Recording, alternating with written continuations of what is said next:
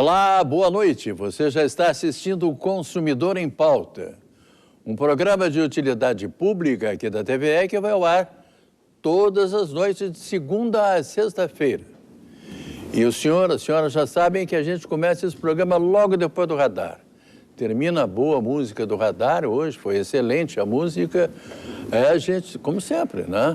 Termina a boa música do radar e a gente entra aqui para tratar de direito do consumidor, direito de família, direito do trabalho e direito previdenciário. São esses os assuntos, os temas do nosso programa, que, na realidade, é feito por vocês, porque são vocês que fazem as perguntas para que os nossos advogados, professores, promotores, juízes, desembargadores venham aqui e respondam.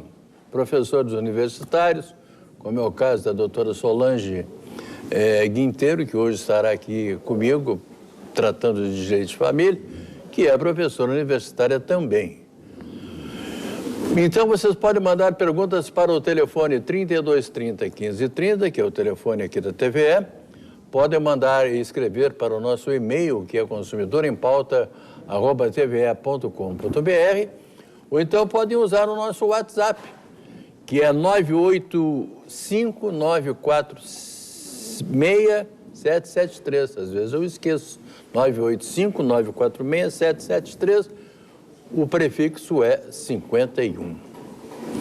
Bem, já falei que hoje nós vamos falar de direito de família com a doutora Solange Guinteiro, mas antes eu quero dedicar esse programa, como eu faço todas as noites. E eu hoje quero dedicar esse programa para uma pessoa muito especial da minha família, que é o senhor Sidney. O Sidney é pai da Ana, que é minha esposa. Parente, então, né? o Sidney é meu sogro. Eu soube isso também durante a pesquisa. Vocês pensam que não, mas é verdade. O Sidney é pai da Ana e da Miriam, e é avô da Gabriela e da Ana Fernanda. E hoje o Sidney está passando por um probleminha cultural, com o que rola de melhor saúde, no estado e até eu domingo. mando um grande abraço e ofereço esse programa para ele, tá bom? Então tá. Doutora Solange Guinteiro, tudo bem? Tudo. Como é que vamos, Machado? Tudo bem? Doutora Solange estava se queixando do frio hoje? Não, Anitta, tem feito frio. Um pouquinho, claro que sim. Tem Boa noite feito aos nossos bastante telespectadores. Tem feito bastante frio. Bastante, né, bastante. Mas, em compensação, tem tido bastante trabalho também, né? Sim. Isso é coisa boa. Isso é bom.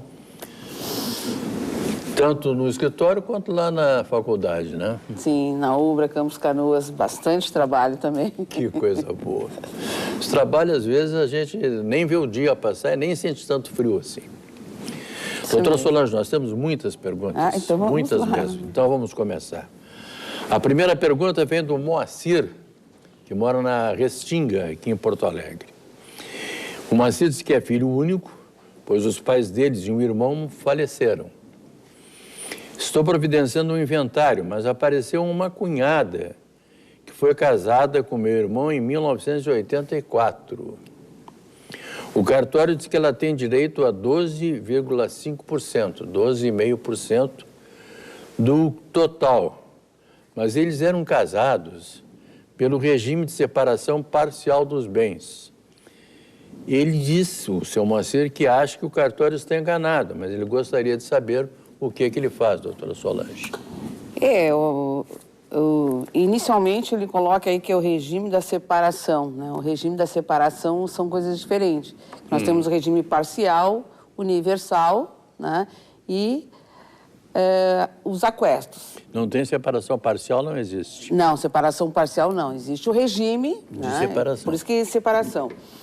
E o importante aí nós sabermos, para a gente conseguir responder de uma forma correta, as datas dos óbitos. Só que me deixa intrigada, né?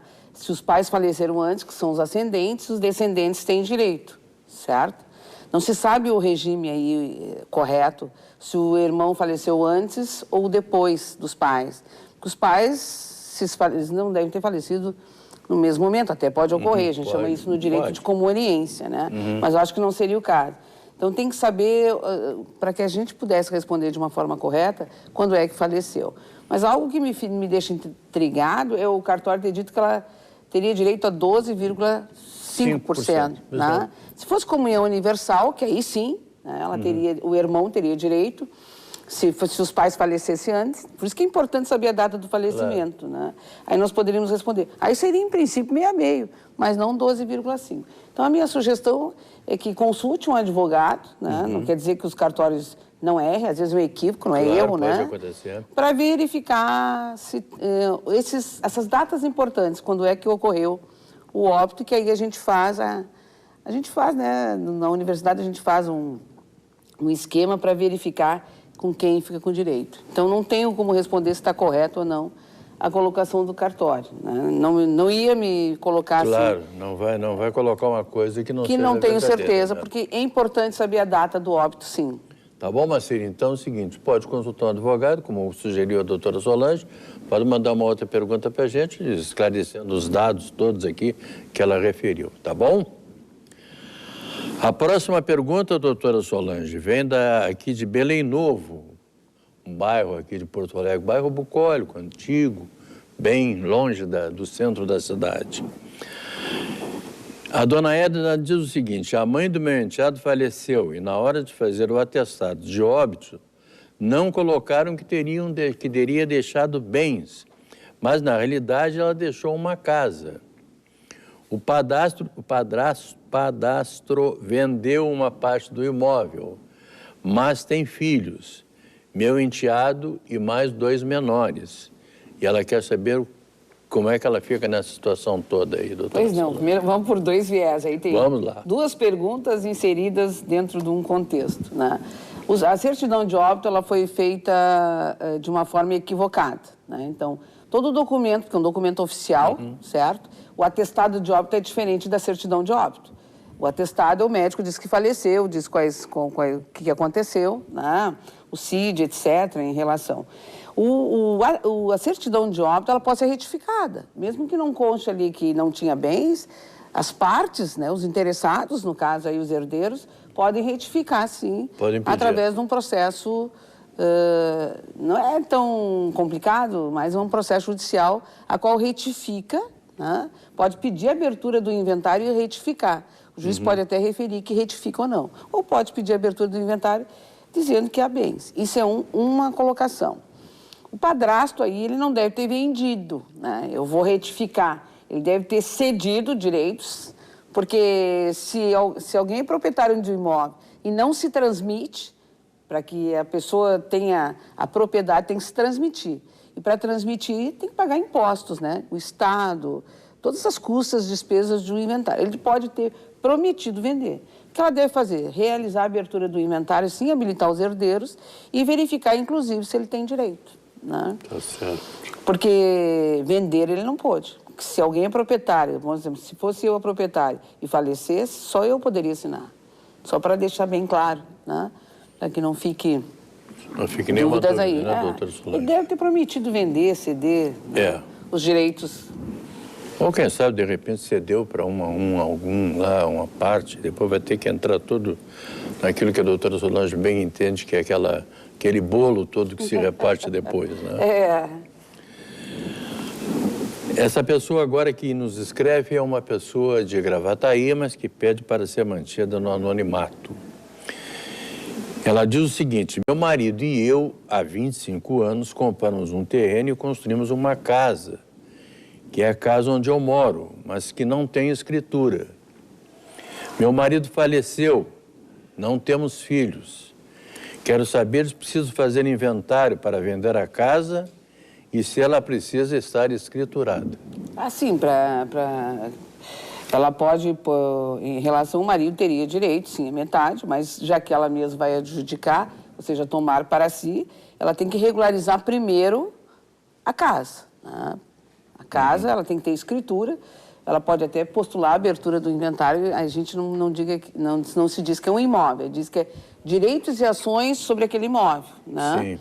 Mas ela pode regularizar, sim, a escritura da casa para poder ter a propriedade da casa, né? Porque quando não se tem uma escritura, significa que a gente tem um documento, né? A gente chama até no direito, assim, contrato de gaveta. Contrato de gaveta. Né? Aí, às vezes, o que é contrato de gaveta? Abre a gaveta e bota o contrato lá dentro, né? Ou seja, a escritura, ela tem publicidade. O contrato de gaveta fica só dentro do contrato de gaveta e só quem tem conhecimento disso são as partes, né? Quem prometeu, né? Porque não pode se vender sem uma escritura, e quem recebeu. Então, fica entre eles, né? As partes particulares aí, né? Ela tem, sim, que regularizar através de uma escritura para depois se transmitir. Assim como existem os contratos de gaveta, existem os programas de pasta. Eu trago uns programas, eu dou uma pasta que abro e entrego. Agora entreguei alguns para a doutora Solange, ela disse assim, vai fazer as duas, então vai me deixar complicado aqui. Bom, mas tudo bem. O senhor Vinícius, ele mora na cidade de Portão. Recebi pensão alimentícia de meu pai até os 21 anos. Como estou estudando, pergunto se ele não tem obrigação de pagar até que eu complete 24 anos. Então, o Vinícius quer saber como ele deve agir, doutor Solange. Obrigação o pai tem, né? De acordo com a lei, aos 18 anos ele atingiu a maioridade civil, certo? Então, o pai teria que pagar obrigatoriamente, como ele está colocando, até os 18 anos. 18 anos. Ele já pagou até os 21. Se ele está estudando, não existe na lei escrito, né? Não existe uma norma positivada. Vamos falar de uma forma um pouquinho mais técnica. Mas a nossa jurisprudência entende o quê? Se o filho está estudando, eu acho que até para possibilitar que eles continuem estudando, o pai, sim, tem o dever, a obrigação de pagar até os 24 anos. Mas se o filho estiver trabalhando também, daí já é uma outra situação ou não? Só que assim, com 21 anos, ele não tem uma... Pode ter uma profissão, é uma exceção, mas vamos colocar em princípio que não tenha, né? Se ele for estagiário, a gente sabe mais ou menos quanto que ganha um estagiário. Não vou fazer qualquer comentário aqui, né? Então, o pai pode até colaborar com a contribuição, porque se ele está estudando, ele tem custos com isso, né? Ele tem habitação, todo. Então, é aqueles requisitos que eu sempre chamo a atenção. É a necessidade e a possibilidade.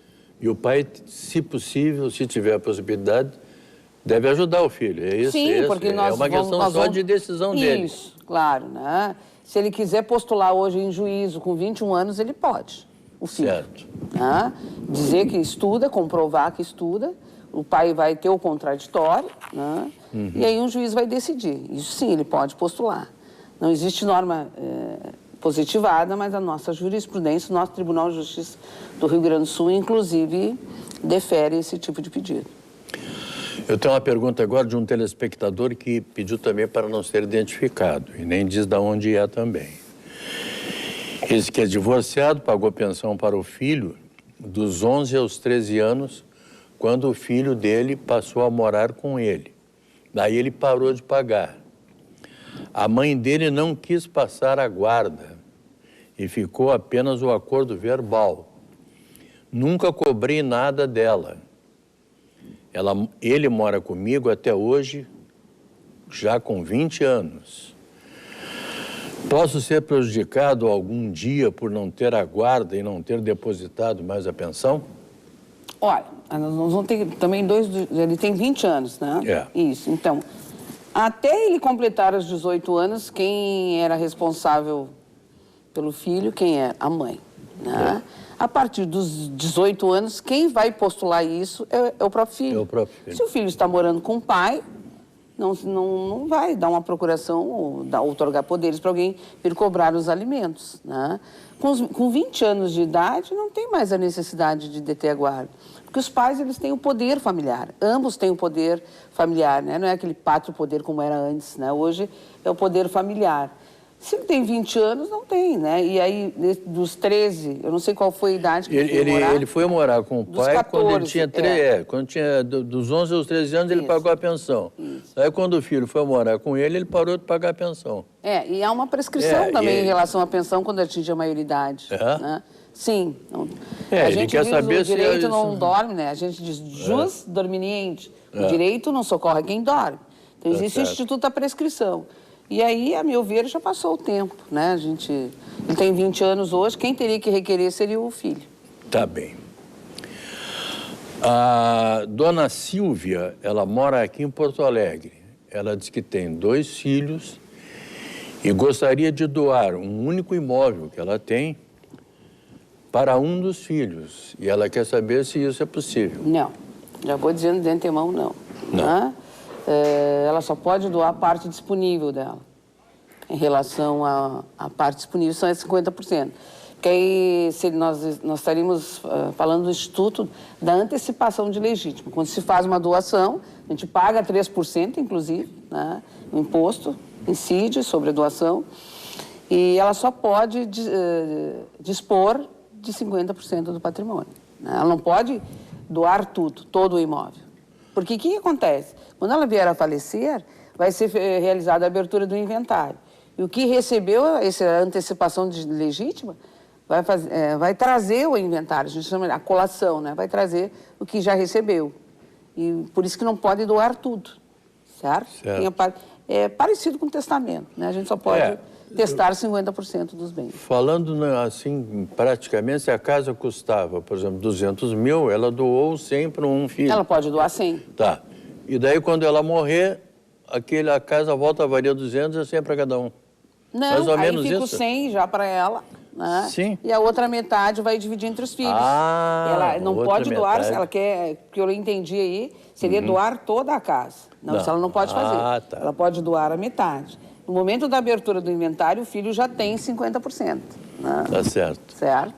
E depois, então, doa os outros 50%. Tá certo. Aí partilha os outros 50%. Partilha os outros 50%. Tá vendo? Eu me meto, né? Eu sou metido aqui, o que eu vou fazer? Mas é importante, porque nós que já somos da área, né, a gente acha que consegue esclarecer tudo. E às vezes não. Eu também gosto de esclarecer bem os nossos telespectadores, senão eles ficam bravos comigo aí depois.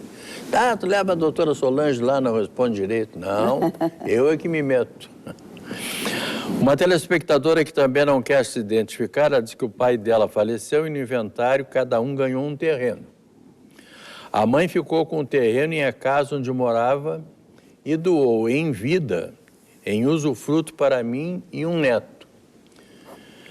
Ela faleceu e quero saber o que ela tem que fazer agora. Se ela já doou em vida, né, que ela está colocando aí, ela tem que pedir a extinção do usufruto. Porque foi feito inventário e aí ela também passou a extinção do usufruto. É isso que ela tem que requerer. A extinção tem os procedimentos, né? Ela pode requerer a extinção do usufruto e fica liberado o imóvel. Doutora Solange, olha uma pergunta que chega agora por telefone, está me pedindo uma certa urgência e eu vou perguntar para a senhora, porque eu acho que... Se souber responder, prontamente. Se a senhora não souber responder, eu lhe garanto que eu não vou saber responder também. Bom, a pergunta é do senhor Décio Miller, lá de Morungava, em Gravataí. Ele diz o seguinte: minha mãe faleceu e meu pai não tem dinheiro para fazer o inventário. Ele tem 3 imóveis e quer saber se pode pedir para o juiz para vender um imóvel e daí então fazer o inventário. Sim, ele pode até, antes de vender o imóvel, ele pode pedir a abertura do inventário através da petição inicial, que é o instrumento pelo qual se requer a abertura do inventário. Ele pode dizer para o juiz, né, claro, dizer, a gente está falando de uma forma não técnica, ele pode referir e postular dizendo que ele quer pagar as custas ao final, as despesas de todo o inventário ao final. Então, ele apresenta que não tem condições financeiras, ele vai apresentar, e o juiz defere para que depois, durante... Porque o que acontece? A abertura do inventário tem que relacionar os bens, relacionar os herdeiros, tem que fazer uma avaliação pela Cefaz, Secretaria da Fazenda Estadual, é feito. A partir dali, eles dizem se paga imposto, se tem taxa judiciária, custa judiciais. Realmente, 3 imóveis vai ter essas despesas. E aí ele pede para vender um para que ele consiga quitar as dívidas. Porque em relação aos imóveis, ele vai ter que continuar pagando IPTU, não sei se são todos imóveis, né? Ou se for apartamento, condomínio, etc. Então, ele tem que pagar as despesas para conseguir. E o juiz defere, sim. Requerendo, defere. Eu não sabia, mas doutor Solange sabia. Isso eu sei. A gente faz, né? Pode requerer, o juiz defere, demonstra quanto que ganha mensalmente. Tem patrimônio, né? Mas não tem dinheiro em espécie. Claro. É o meu caso. Eu, por exemplo, não tenho patrimônio, também não tenho dinheiro. Quer dizer, Esse então, é o meu também. Esse eu também, eu não tenho dinheiro. Não, alguma coisa a gente consegue, não vou ficar chorando aqui. Também não vou ficar chorando aqui. Doutora Solange, o senhor Osmar Vaz, ele mora na cidade de Cachoeirinha. E ele diz o seguinte: meus pais estão separados há mais de 15 anos. Nunca se divorciaram oficialmente. Depois que se separaram, meu pai teve outros filhos. Minha mãe nunca casou e adquiriu bens depois da separação. Os filhos do meu pai têm direito aos bens que a minha mãe adquiriu? Pois é. Olha aquele jus dorminiendi, né? O direito não socorre quem dorme, né? Então, não houve a regularização do divórcio deles, que eles constituíram patrimônio. Primeiro, os filhos do padrasto, não é isso? Vai herdar só o que o pai tiver, certo? Esses são dois viés. Então, o padrasto, o ex-marido os filhos unilaterais, isso, né? Isso, vamos falar. Os filhos unilaterais, eles vão herdar o que o pai recebeu. Então, o que aconteceu aí? Se eles forem fazer o divórcio hoje, ou uma das pessoas falecerem, os bens em comum vão se dividir. É claro que aí ele não refere para nós qual é o regime, que é importante. Claro. Né? O regime do casamento. Né? Se for o universal, meio a meio. Se for parcial, aquilo que adquiriu na constância da união. Caso aí delas, e ele refere, né, que se separaram, não regularizar. Então aí vai ser, assim, bem, tipo uma tese para um advogado, sustentar que ele não, se for o regime da comunhão parcial, que eles não estavam juntos, vai ter que provar para que não haja partilha aí. Não é nada comum. Um advogado bom como a senhora, assim, por exemplo, provar que eles não estavam juntos já há 15 anos. Porque o regime da comunhão parcial, o que é, né? Aquilo que adquiriram na comunhão, eles se partilham. Então, o que se fosse eu, né, como advogado, né? Eu ia sustentar que o que ela adquiriu depois, quando eles estavam separados, comprovar a separação, porque ela tem uma separação de fato e não de direito. Mas aí os bens ficavam só com ela. Hã? Aí os bens ficavam só com ela. Em princípio, é uma tese. Em princípio, claro. Isso, aí fica só com ela. Então, está na hora de procurar um profissional para analisar, claro, toda a documentação, como é que ela conseguiu adquirir esses bens, tem toda uma prova a ser realizada. Não é fácil, Osmar, mas o senhor deve procurar um profissional especializado na área do direito de família, tá bem?